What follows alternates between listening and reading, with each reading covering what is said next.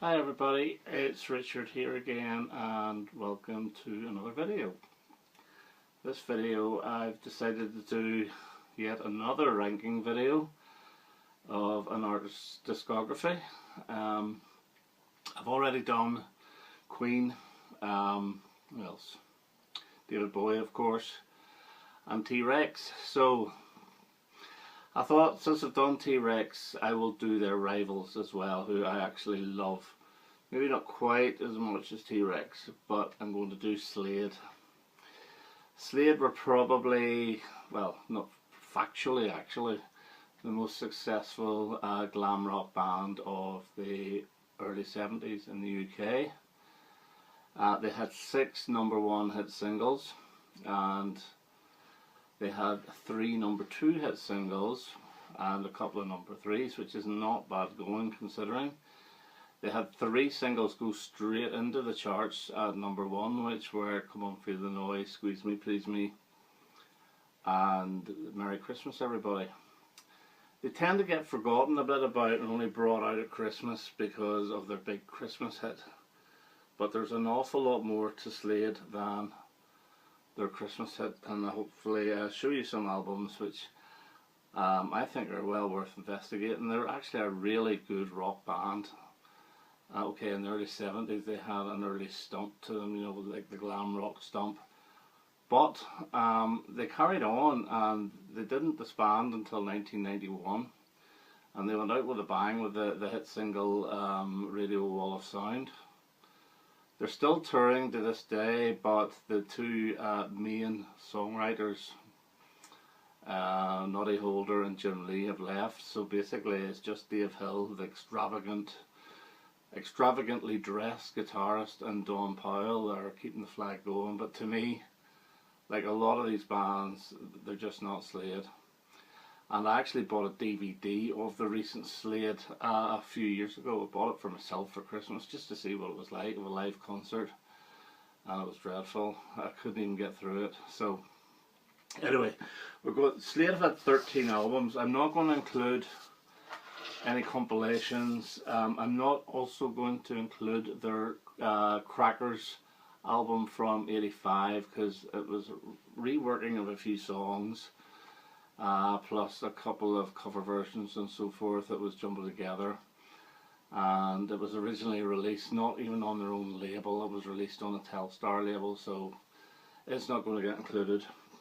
But what I will say is I'm not including live albums, but you have to give a shout out to this one here, Slade Alive.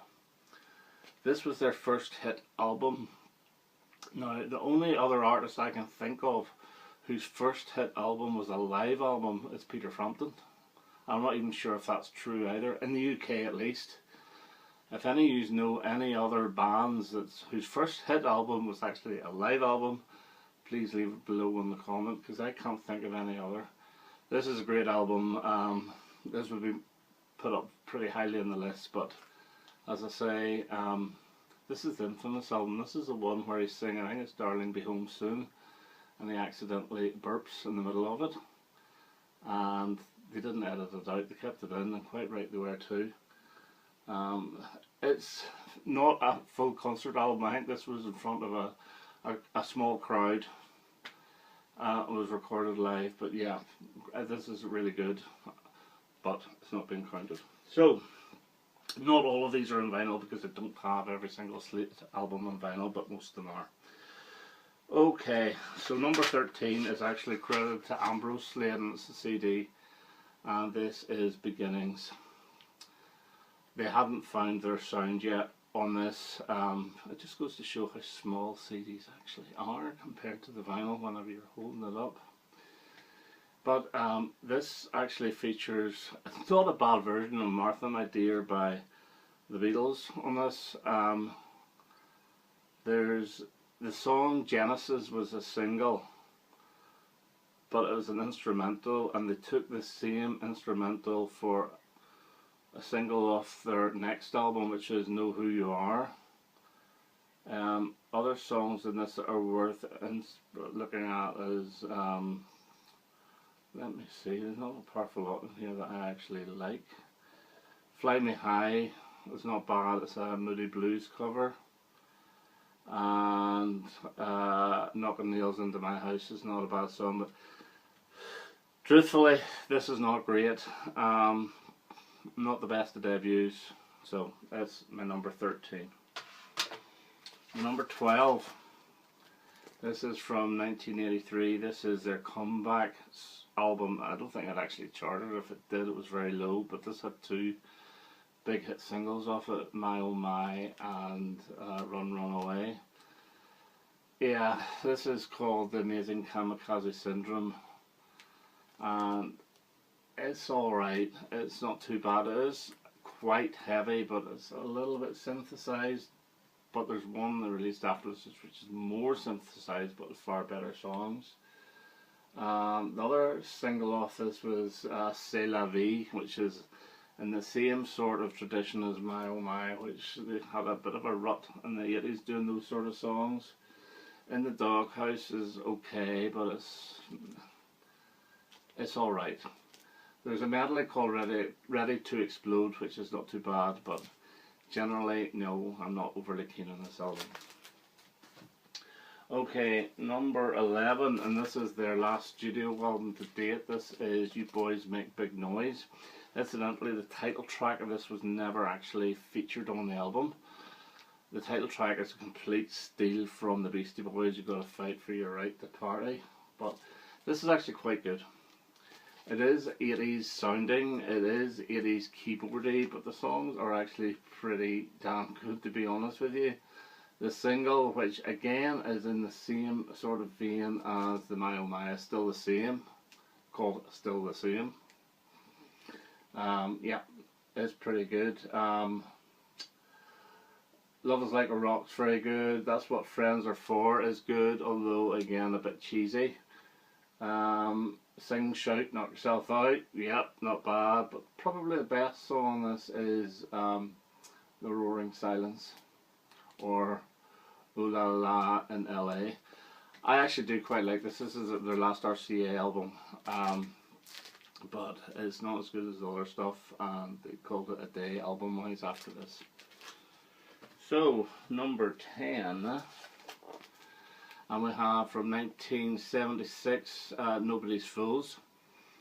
This is what I call their American album, and this was a slight change from the Glam Rock. The Glam Rock was dying by this time, but they still managed 2 top 20 hit singles on this with In for a Penny and what's the other one called? Let's Call It Quits. The third single off this, which failed to chart, it was their first chart failure since their first hit single, Get Down, Get With It, was called the title track Nobody's Fools, or Nobody's Fool, so it's not quite the title track, and it is brilliant. It's got female backing vocalists on it, and it's a really refreshing Slade song. It's different. There is a bit of soul involved in this. Yet again, this was their American. They have a more American sound on this. Did Your Mama Ever Tell You is a great song as well, and you do get, you know, your Slade stomping classics with things like Get On Up and Do the Dirty, and you get your acoustic-y stuff like Pack Up Your Troubles and I'm a Talker. Yeah, another classic song off this is LA Jinx, and even the title will tell you it's like very American based.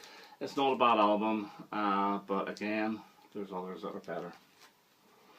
So number 9, and this is their probably the one that sold the least, if you can see that. It's very difficult, but this is Return to Base. This did nothing at all. After this album, Dave Hill, the guitarist, went on to hire out his Rolls Royce for weddings.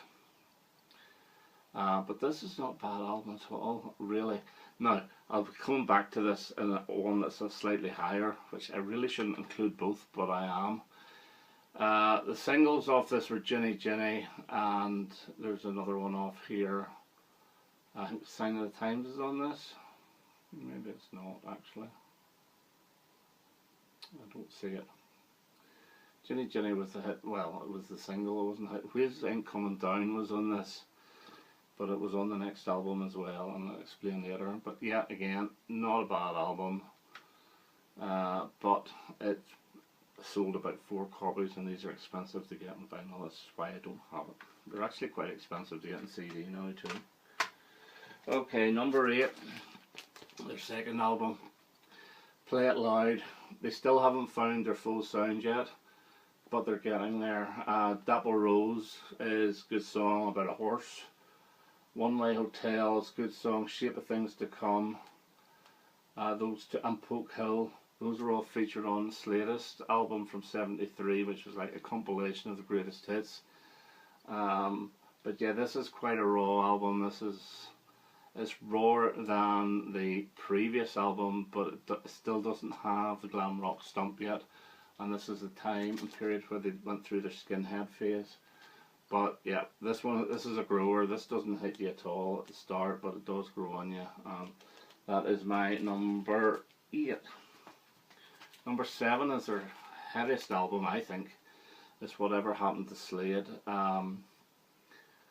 They come back from America and nobody was interested. Gypsy Road Hog was the single off this. I believe it's about drugs. They actually promoted it on the children's TV show Blue Peter and got away with it. But this is we're getting into really good Slade albums here now, and this is excellent. It is a heavier album. It's not heavy metal, it's heavy rock. My favourite on this is called It Ain't Love But It Ain't Bad, which is just an awesome piece of work. It really is.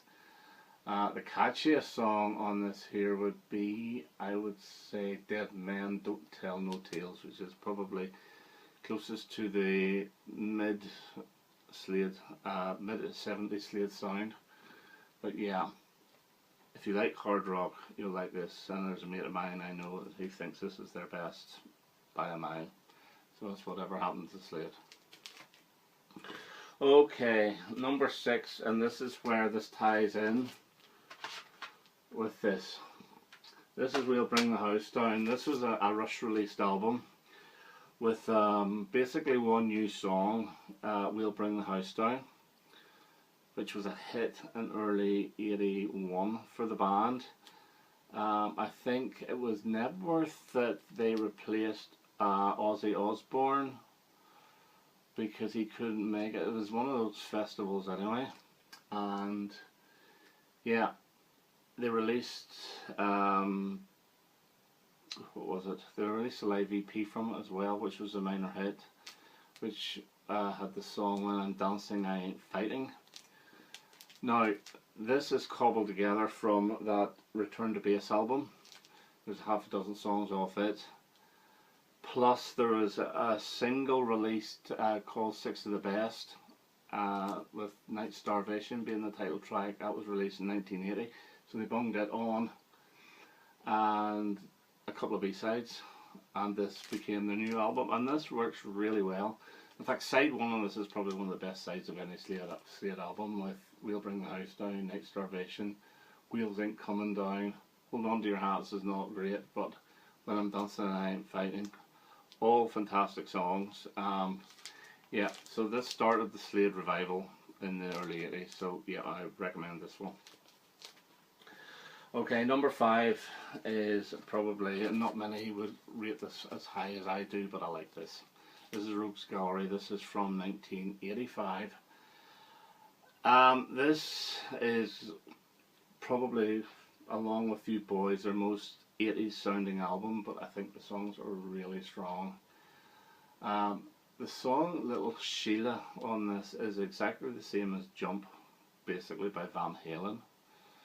And I thought, oh boys, you've nicked Van Halen's Jump, but it turns out they didn't, because Little Sheila was actually written in 1980, and the arrangement is exactly the same. It was for Jim Lee's side project, which I just can't remember the name of, but I've heard it on the net, and it sounds exactly the same. So it seems Van Halen were influenced by Slade, because it sounds so much like it.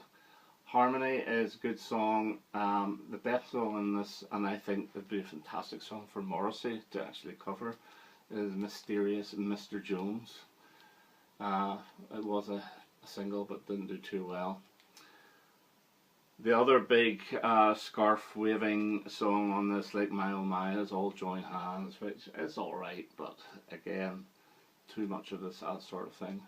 But yeah, I like this. As I say, it is very 80s sounding, but I think it's a good album. Rogues Gallery. That's my number 5. Number 4, also from 1981 this time. This is Till Death Do Us Part. This is another heavy album. This has got Lock Up Your Daughters on it, which was a minor hit single. Ruby Red, which is a very, very catchy Slade single, and the brilliant opener Rock and Roll Preacher. This was really their first true album after the Network. You know, after, even though they cobbled together We'll Bring the House Down, this really is the first true one. Knuckle Sandwich Nancy is hated by a lot of Slade fans. I think it's a great song. And Let the Rock Roll Out of Control is a bit status quo-y, but it's still very good. And I like that cover. I think it was a different cover they used elsewhere in the world, but yeah, this is one of the better Slade albums and it's the best of the 80s. So the top 3 and their most glam album is Slade. 2 big massive hits on this, Mama We're All Crazy Now and Goodbye to Jane. This is your foot stomping, fist pumping, platform boot Slade. The Whole World's Going Crazy is one of my favourite ever Slade songs, which I think is just written by Noddy Holder. They do a fantastic version of Let the Good Times Roll on this as well.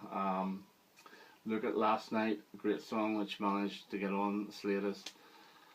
This, a #1 album of course. This here, yeah, is fantastic. It is their glam album and it's a really, really good, fun listen. But glam rock was fun, but I said that in the last video. It's one of my favourite genres.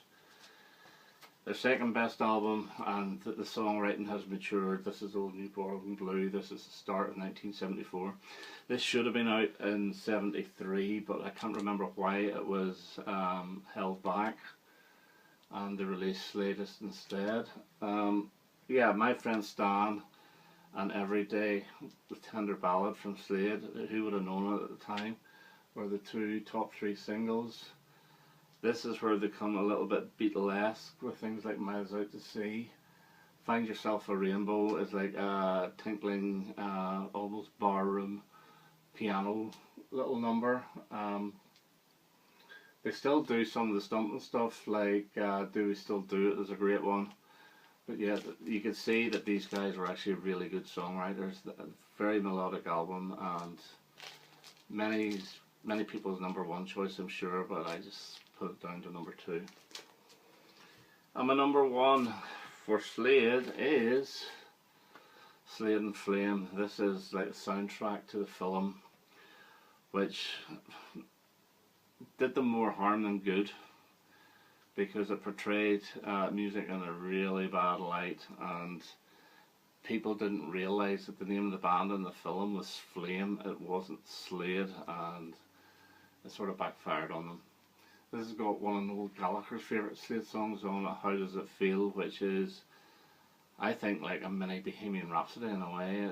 It's maybe not a good choice as a single. It stalled in about 15 or something, but it's one of their very best songs. Far, Far Away, beautiful song. Got to #2. This is extremely melodic, and it is quite Beatlesque as well. Like things like So Far So Good. Them Kind of Monkeys Can't Swing has got a really good rock to it. Okay, Yesterday Was Yesterday. What's the other one? Heaven Knows, catchy. And I also love like the horn driven Standing in the Corner. This was basically their last successful album, really. I know the other ones did chart, but this one got top 5, and it was telling you that because it didn't get to #1, it was telling you that maybe these guys were on their way down. But glam rock was in general, and Slade unfortunately are always sort of tagged with Glam Rock, but like T-Rex, they never really got rid of that tag. Maybe a bit in the 80s, but you still thought, well, Slade with the... It was Dave Hill there, that boy there that used to wear all the ridiculous costumes. He used to dress up as a nun and so forth. But yeah, this is a fantastic album, really, really strong LP. And Slade themselves are a really strong band, and you know, they just do not get the same acclaim as T-Rex, which is a shame because, you know, they were great. So, oh my goodness, that's gone on a bit. So that's my Slade ranking of the 13 albums. Hope you enjoyed that, and I hope to see you soon. Okay, bye bye.